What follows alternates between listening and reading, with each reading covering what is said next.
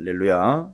주님의 은혜가 오늘도 여러분 삶 가운데 가득하시기를 주의 이름으로 축원을 드립니다. 자, 이제 요한 2서 제가 어제 수요일 저녁에도 잠깐 설명드린 내용처럼 외부의 공격, 내부의 공격들이 아제나 힘든 교회와 성도들을 좀 어렵게 만들고 있는 상황 가운데에서 우리는 그 외부와 내부 양쪽 다 커버를 해야 되는 그런 상황 가운데 있습니다. 외부의 핍박과 내부의 거짓 선지자들의 유혹들, 영지주의자들, 그릇된 이단들, 이것들이 어렵고 힘든 것들을 아는지 들어와가지고 성도와 교회를 어렵게 만들어버리는 참 몹쓸 짓을 하고 있는 그런 현실 속에서 사도 요한은 외부의 핍박, 그 다음에 내부의 그런 유혹과 미혹들을 따로따로 대처법으로서가 아니라 제대로 준비하면 외부의 핍박과 내부의 유혹들을 다 이겨낼 수 있는 것. 오직 진리이신 예수 그리스도만을 붙잡고 그 진리가 내 안에 있고 그 진리 안에 내가 거하는 삶이라면 외부의 핍박, 내부의 유혹 모두 다 이길 수 있습니다. 라는 걸로 이야기하겠습니다. 그래서 여러 환경과 조건과 문제는 다방면으로 옵니다. 여러 방향에서 여러 형태로 옵니다. 그러나 답은 하나예요. 진리이신 예수 그리스도 안에, 진리이신 예수 그리스도가 내 안에. 그게 정답입니다. 그게 대처법 딱 유일한 거 하나예요. 그래서 오늘 본문에서도 그렇게 이야기합니다. 7절에 미혹하는 자가 세상에 많이 나왔다고 합니다. 핍박하는 자, 미혹하는 자, 유혹하는 자 쳐들어와가지고선 이만저만 공격이 심한 게 아닙니다. 아주 많이 나왔다라고 그래요. 미혹하는 자들이 많이 나왔답니다. 이는 예수 그리스도께서 육체로 오심을 부인하는 자라. 어제 말씀드린 것처럼 영지주의자들이 그 영적인 지식의 추구를 하다 보니까 예수 그리스도에게는 관심이 없어요. 더군다나 예수 그리스도가 육신으로 오셨다는 것 때문에 오히려 예수 그리스도를 더 우습게 봅니다. 하나님은 그런 하나님일 리가 없다. 예수가 육신으로 왔다는 얘기는 일시적 현상, 우리가 환상을 본 거다. 그리고 빠져나갔다. 그게 신이다. 따라서 예수는 우리의 착각일 뿐이다. 이렇게 이야기를 하면서 미혹하는 자, 그들을 뭐라고 표현하면 이게 사도 요한적인 표현입니다. 적 그리스도다라고 이야기합니다. 예수 그리스도를 부인하는 자예요. 예수 그리스도를 부인한다는 말은 진리를 부인한다는 겁니다. 이 진리를 부인한다는 말은 누가 진리가 되어 있느냐면 자기의 뜻과 생각이 진리가 되어 있는 겁니다. 그래서 자기 철학, 자기 경험, 심지어는 신앙생활을 하고 있는 교회에 적을 두고 있는 성도들조차도 자기의 신앙적, 영적 경험이 진리가 되어 있다는 다 적그리스도인 거예요. 예수가 진리 아닌 다른 걸 진리로 삼고 있는 모든 사람들이 다 적그리스도라는 얘기입니다. 왜냐하면 예수 그리스도를 부인하는 자이기 때문에 적그리스도라고 나와 있습니다. 요한일서에서 분명히 나와 있죠. 따라서 우리는 그런 적그리스도에 대해서 어떻게 해야 되느냐? 8절에 너희는 스스로 삼가 우리가 일한 것을 잃지 말고 오직 온전한 상을 받으라. 지나쳐라고 봅니다. 이게 바로 이제 9절은 7절에 그들이 하는 짓이에요. 그 적그리스도들이 하는 짓입니다. 지나쳐. 여러분, 관역에 맞춰져야 되거든요. 그리고 또 집 앞에 왔으면 그 집으로 들어가야 되거든요. 목적지에 왔으면 들어가야 됩니다. 그런데 이 적그리스도들은 특징이 뭐냐면 그걸 지나친다는 거예요. 여기 지나치다라는 말은 뭔가 오버가 됐다? 뭔가 과도하다? 무언가 아닌 것으로 스쳐 지나간다? 자기들 주장이 뭔가 추가가 됐다? 진리 외에 다른 것들로 진리를 지나친다? 뭐 이런 뜻이에요. 그러니까 지나쳐서 어떻게 합니까? 그리스도의 교훈 안에 거하지 아니하는 자는 이라는 얘기입니다. 그러니까 말하자면 그 안에 거해야 하는데 그걸 지나쳐버린다. 바깥이라는 얘기죠. 겉돈다는 얘기죠. 뭐 그런 표현으로 이해를 하시면 되겠습니다. 다 그런 자들은 다 하나님을 모시지 못하되 뭐예요? 그 안으로 들어가지 못하 지나쳐버리니까 그건 또 어떤 결과가 나온다고요? 그를 모시지 못한다. 잘 보세요. 그 안에 들어가지 못하니까 또 그분이 내 안에 있지 못하게 되니까 모신다라는 말은 내 안에 거한다라는 말이잖아요. 내가 그 안에 들어가지 못하니까 지나친다는 얘기로 표현한 거예요. 그러니까 지나치는 자는 모시지 못한다. 이게 막 다 뭐 복잡한 얘기 같지만 하나 결론은 뭐죠? 그가 내 안에 내가 그 안에 거하지 않는 자들이라는 얘기를 하는 거예요. 적그리스도가 그겁니다. 그래서 지나친다라는 말은 못 미친다라는 말도 있겠지만 오바가 되어 과도하다라는 말도 표현 다 되어 있습니다. 그건 진리를 지나치고 예수 그리스도 안에 거하지 못하며 예수 그리스도를 그 안에 모시지 못하는 자들이, 교훈 안에 거하는 그 사람은 반대로 그 교훈, 말씀, 진리 안에 거하는 그 사람은 아버지와 아들을 모시느니라 라고 나와 있어요. 여러분, 그게 바로 이제 이거예요. 내가 그 진리를 붙잡아 진리인 예수 그리스도 안에 거하는 자들은 그분이 내 안에 거하시는 거잖아요. 근데 그걸 다른 표현으로 쓰고 있네요. 오늘 본문에서는요. 그 진리이신 예수 그리스도와 하나님 아버지를 모시고 산다라는 거죠. 여러분, 이 표현 그냥 나온 표현 아니죠. 아버지와 예수 그리스도를 모시고 산다. 사도 요한이 예수 그리스도의 십자가 위에서의 마지막 명령을 받아서 네 어머니야. 그래서 어머니 마리아를, 예수님의 어머니 마리아를 평생 모시고 살았어요. 여러분, 그런 것 좀 연결해 보시면 어떨까요? 바로 그거예요. 그 진리 안에 거하는 거, 그 진리를 붙잡고 진리를 떠나지 않으려고, 그걸 지나치지 않으려고 그렇게 애쓰는 바로 그들은 모양새가 어떤 모양새라는 거죠. 의미상 어떤 의미라는 거죠.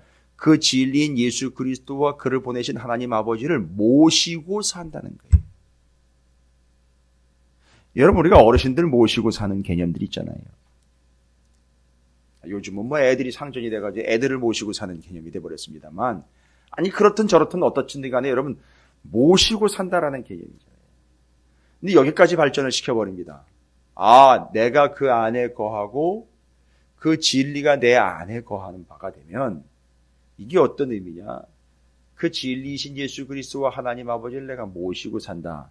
사도 요한은 예수님의 어머니 마리아를 끝까지 모시고 살아본 경험, 돌아가실 때까지 모시고 있다가 장사를 지내면서 그 관계가 어떤 관계인지 여러분 잘 아실 거예요. 원래부터 요한은 마리아의 아들은 아니었어요. 그런데 십자가에서 예수님의 명령이 떨어져 그 뜻을 받들어 예수 그리스도의 어머니 마리아를 자신의 어머니로 끝까지 돌아가실 때까지 모셨다. 함께 있었다.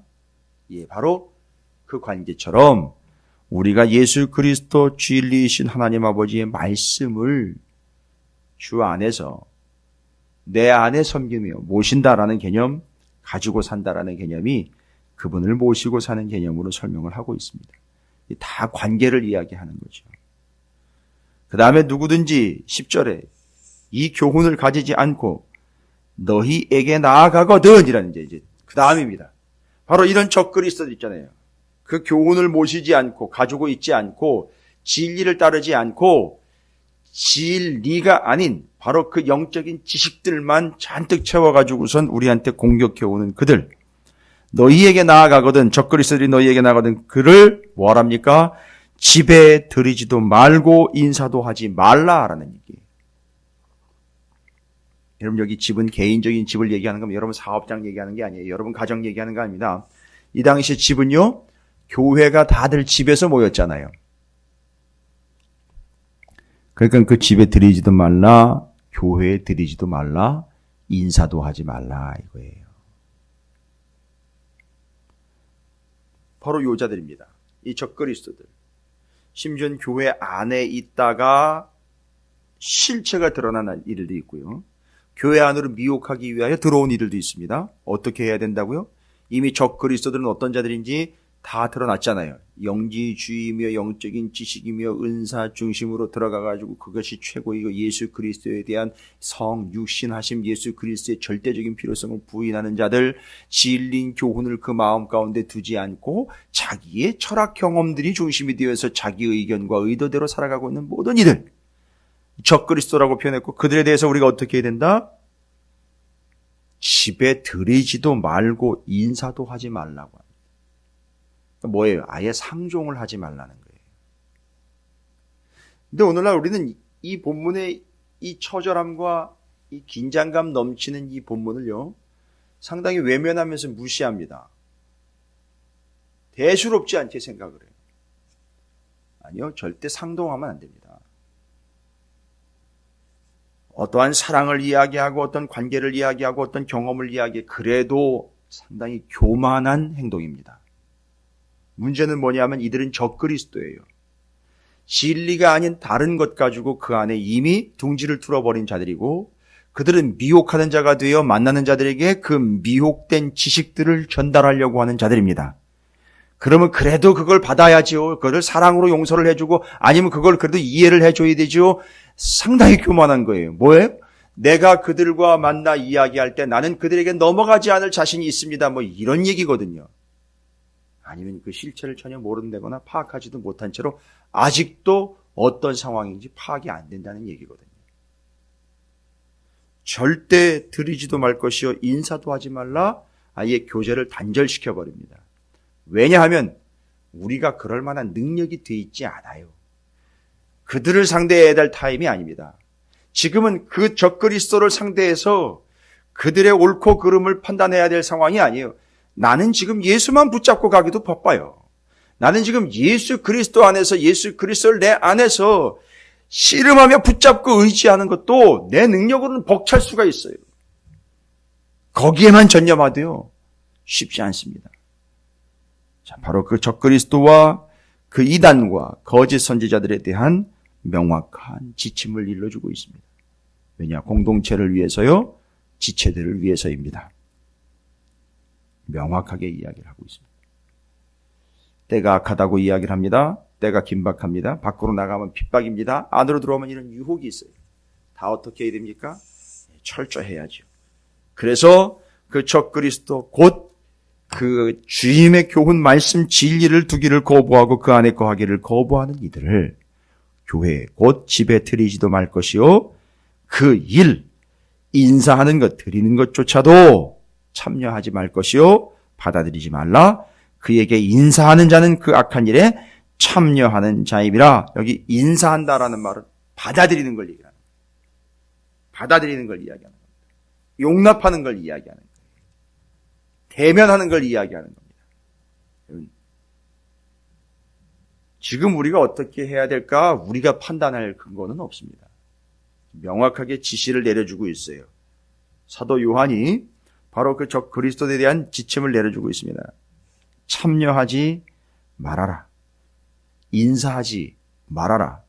받아들이지 말아라. 드리지 말아라. 아예 이렇게 얘기하는 거예요.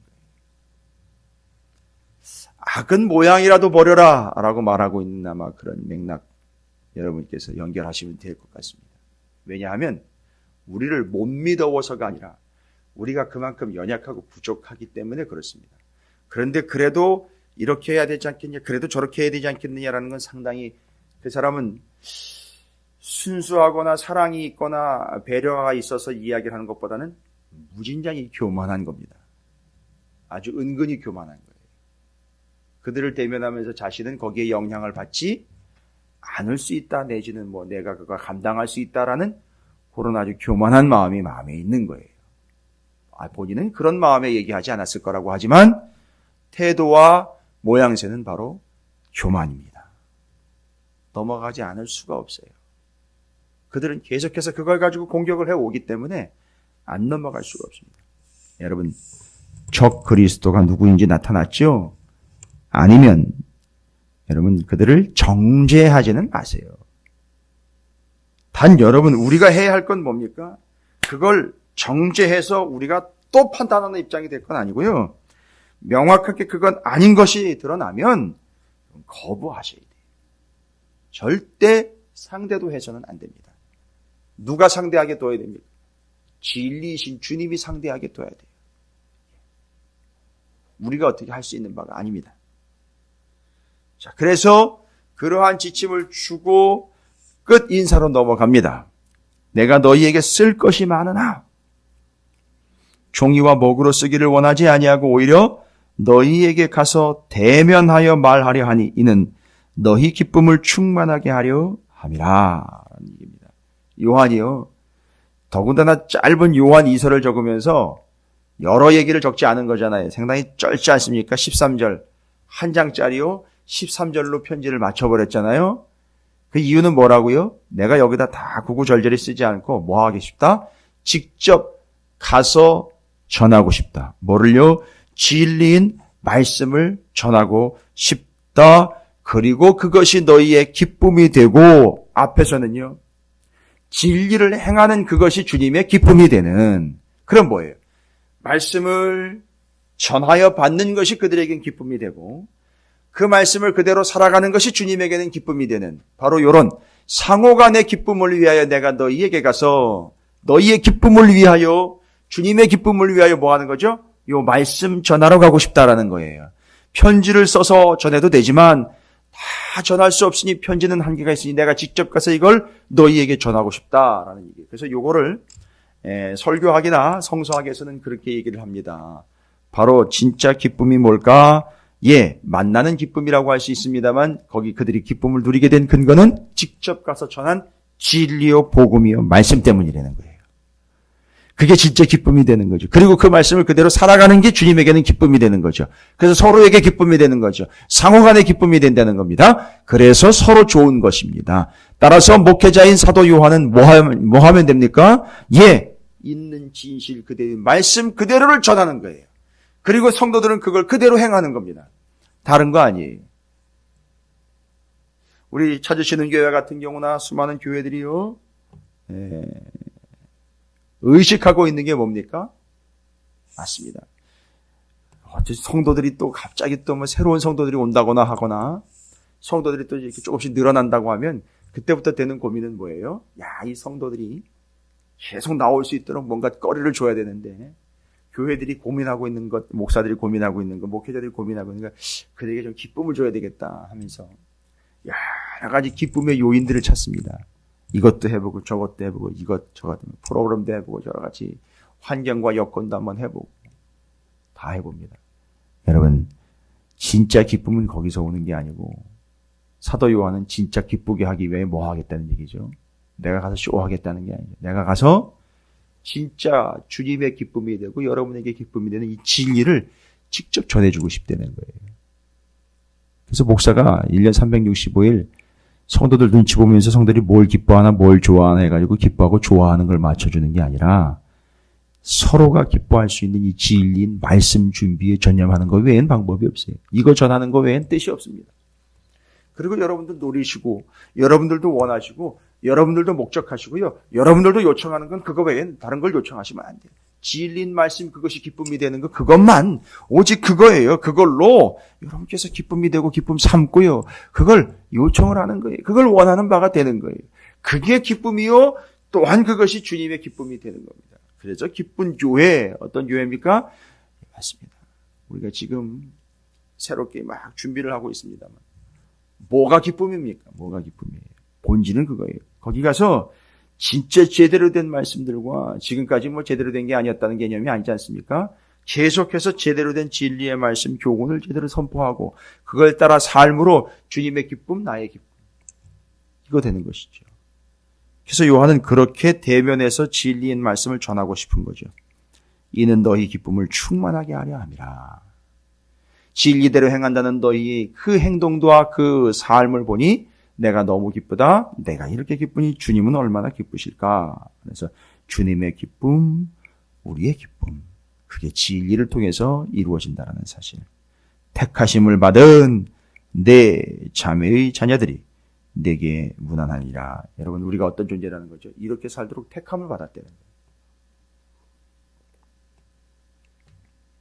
아하. 적 그리스도들이 돌아다니면서 찝적대는 대상이 아니라 그분이 우리 안에 거하시고 우리가 그분 안에 거할 수 있도록 택함을 입은 자들이에요. 적 그리스도들이 들어가면서 지나다니다가 쿡쿡 찔러대면서 못 먹는 감자 찔러는 고구마 찔러대는 그런 개념이 아니라 우리를 택하셨다는 거예요. 이렇게 살도록 여기서 이제 무너지는 겁니다. 여기서 그렇구나. 내가 왜 그 안에 그분이 내 안에 이 삶이 내게 기쁨이 되는지 택하신 거예요. 그 네 자매의 자녀들이 내게 무난하니라. 꼭 여기 또 앞에는 부녀라고 나와 있는데 또 끝에는 자녀, 자매의 자녀들이라고 나와 있어요. 그건 처음에 말씀드린 것처럼 요 네 자매라라고 말하는 것은 실질적으로 어떤 여성일 수 있으나 교회라고도 해석을 할 수 있겠죠. 바로 그런 다른 교회들에서도 여러분에게 무난합니다라고 이야기를 하고 있고요. 그렇게 이해하시면 되죠. 또 혹시 네 자매인 여성이라고 이야기할 때 그 여성들이 역시 어떤 여성들입니까? 진리 안에 거하는 여성들이에요. 이게 제가 이제 요걸 정리하고 나다 보니까 요한 2서에서 왜 부녀, 네 자매, 자녀 이렇게 여성들을 중심으로 이야기했나 봤더니만 여러분 여성들은 소속이 분명해야 돼요. 무슨 얘기인지 아시죠? 여성들은 혼자 독불장군이 될 수가 없어요. 이게 구조적인데요. 뭐 어쩔 수 없습니다만 시대적인 특징이니까 여성들은 누군가에게 반드시 속한 자예요. 근데 그들이 누구에게 속한 자가 되는, 예수에게 속한 자가 됐다는 거예요. 요겁니다. 어떤 남자로 인하여 규정되는 여성들인데 그게 소속이 돼버린 거예요. 그게 누구한가에 속했다는 이야기가 바로 내가 그 안에, 그가 내 안에라는 걸 실질적으로 경험하고 있는 여성들을 교회로 대표를 했고, 교회로 예표를 했고, 그 교회에 실제로 여성들이 많았던 이유가 바로 이런 개념들로 예수 그리스도께 속한 여성들, 지금까지의 남편들도, 지금까지의 자신을 속하게 만든 남성들도 있었으나, 이제 나는 진짜 주님이 내 남편이고, 내가 주님께 속한 바이다. 근데 그런 주님이 그런 여성들에게 또 찾아오셨단 말이에요. 이게 기가 막힌 거예요. 수많은 남성들이 자신들을 조롱하며 외면하며 우습게 여겼던 그 시대에 주님은 자신에게 찾아오셨단 말이에요. 그래서 신랑이 되어주시고 주님이 되어주셨단 말이에요. 그 여성들은 이걸 너무너무 많이 경험을 했어요. 아주 실제가 되어버렸어요. 그래서 부녀 여성들이라는 표현을 자주 쓰고 있는 것이 실제로 여성들이 그걸 경험했기 때문입니다. 그리고 그건 교회를 여성 명사로 봤기 때문이라고 할 수 있으나 실질적으로 여성들은 어쨌든 남성들보다는 그런 경험들을 조금 더 많이들 했던 것 같기는 합니다. 그래서 진리가 더 쏙쏙 들어갔던 것 같아요, 여성들에게. 그래서 여성들이 되려 여성임에도 불구하고 목숨을 걸고 이 진리를 전하는 여성들이 수도 없이 많이 배출이 됐던 것 같고, 심지어 순교하는 여성들도 있었던 것 같습니다. 이제 이런 개념들이 이해가 되실 거예요. 그러나 그 안에 거하지 않고 지나치거나 못 미치는 적글이 있어도 절대 상종하지도 말아라. 집에 들이지도 말아라. 인사하지도 말아라. 받아들이지도 말아라. 그렇게 되는 건 그 일에 참여하는 자가 되느니 선을 그어라. 정죄하라는 얘기가 아닙니다. 경계하라는 얘기예요. 상대는 주님이 하실 거예요. 우리는 경계해야 한다는 것이죠. 바로 뭘 때문이죠? 그가 내 안에, 내가 그 안에. 진리로 인하여 기쁨을 누리는 삶을 위해서 절대 아닌 것들은 양보하거나 용납해서는 안 된다. 진짜 기쁨이 뭐냐? 진리 안에 행하는 것이요, 진리가 내 안에 있는 것이 진짜 기쁨이니 우리는 그 기쁨을 향하여 함께 갑시다 라고 이야기하고 있는 사실입니다. 그래서 외부의 공격, 내부의 유혹 이겨내는 참된 교회 됩시다. 이렇게 선포하면서 요한 2서를 마치고 있습니다. 요한 3서는요, 바로 이 진리 찾아가서 기쁨을 전하는, 말씀을 전하는 자들에 대한 이야기가 요한 3서입니다. 기대하시고, 자, 오늘 말씀처럼 외부의 공격, 내부의 유혹들을 그렇게 이겨내며 진리인 말씀, 그것이 기쁨이 되고 주님의 기쁨이 되는 복된 삶, 교회와 우리 성도가 되기를 원합니다. 주의 이름을 한번 부르시고 함께 기도함으로 한 날을 시작하도록 하겠습니다. 기도하겠습니다.